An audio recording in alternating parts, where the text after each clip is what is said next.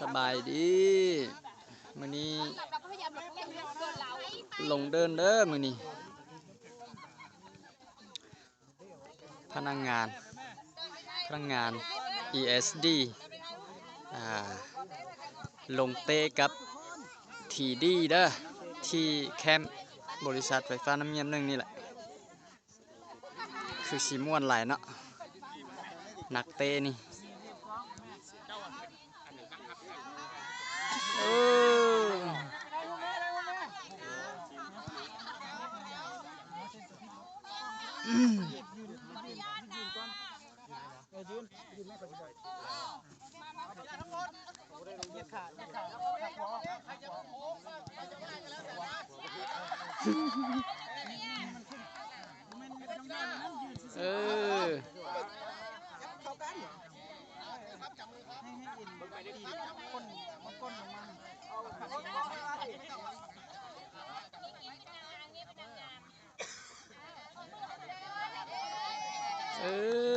สู้2 4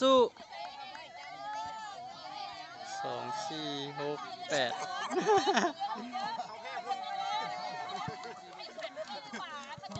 คุณดูกว่า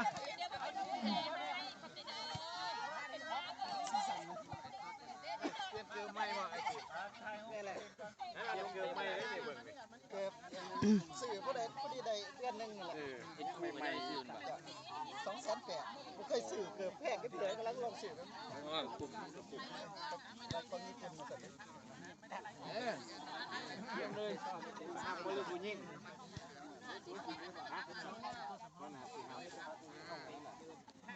มื้อนี้ ปีใหม่ฟ้าใหม่เด้อลงเดินเตะบานทีมยิงเตะแล้วทีมใส่จึงค่อยเตะตำละ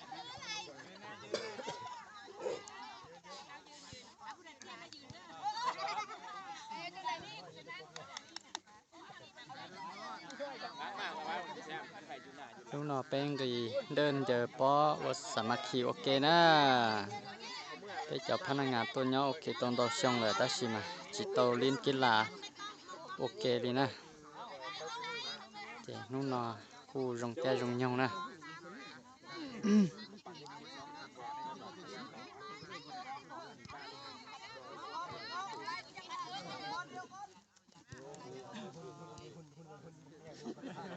หน้าคุณดีเลยคุณใหญ่ไม่เป็นสาวไม่เป็น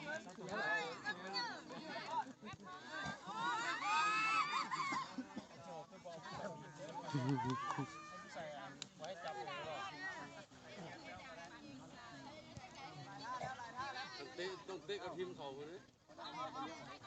เตะกับเจ้าด่าให้หูไปไปไปตั้งแต่ชั่วโมงถ่ายเครื่อง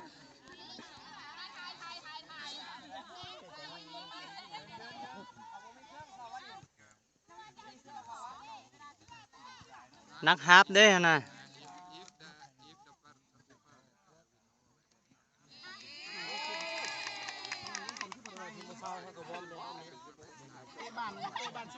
ได้รูป30 นาที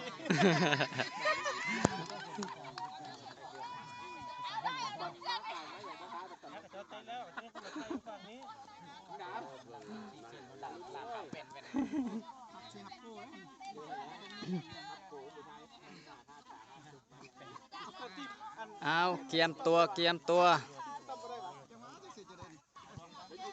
จากน้อยเริ่มเลยสิท่าอีบ